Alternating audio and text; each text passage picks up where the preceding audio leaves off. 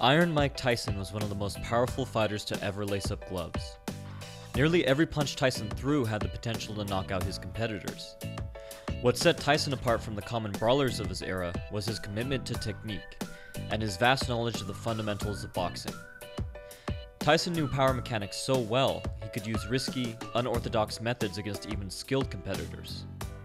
This resulted in Tyson developing two punches that were absolutely devastating to his opponents: his arching uppercut and leaping left hook.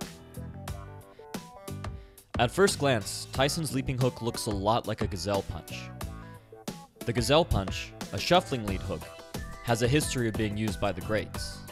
And while Tyson's punch began the same way, his mastery of shifting stances allowed him to turn this punch into something far more complex and powerful. Tyson's leaping hook used footwork in between a shift and a shuffle. Rather than put his back foot to his front, Tyson would forcefully shift his hips and widen his stance, traveling off-angle far past his opponent's center line. In other words, by the time it had connected, his lead hook had usually turned into a rear hook. I've mentioned before how Tyson liked to fight close to his opponents in an open, staggered stance. It was this open stance that Tyson transitioned to in mid-air when throwing his leaping hook.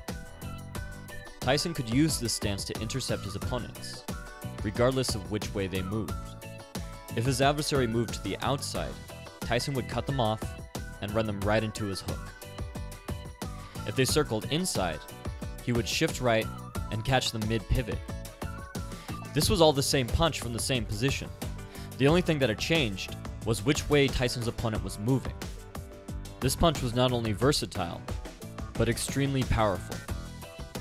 Tyson created a wide arc that rapidly shortened, increasing his momentum and velocity.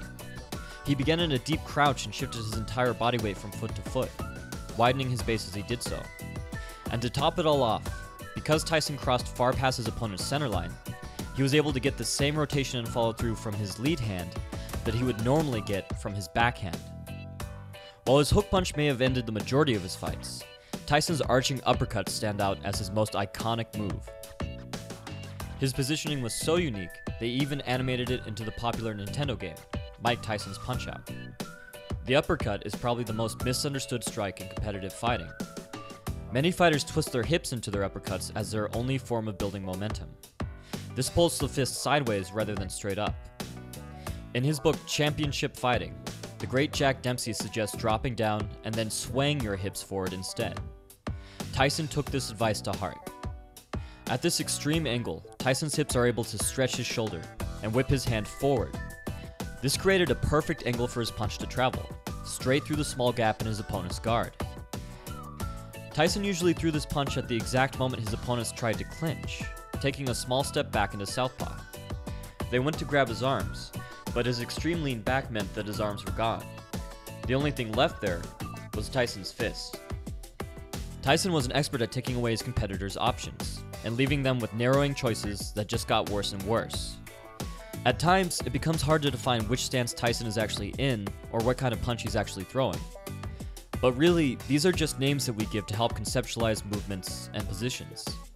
True masters can bend or break these rules, and Tyson in his prime was absolutely one of boxing's greatest masters. Leave suggestions for fighters you want to see broken down in the comments. I'm doing as many suggestions as possible. By the way, while going through the footage, I couldn't stop laughing when I noticed that Tyson had lifted this fighter's feet completely off the ground. It's probably him jumping as a reflex from getting hit, but it's Tyson, so who knows. Thanks for all the kind words and encouragement, guys. For the modern martial artist, this has been David Christian, wishing you happy training.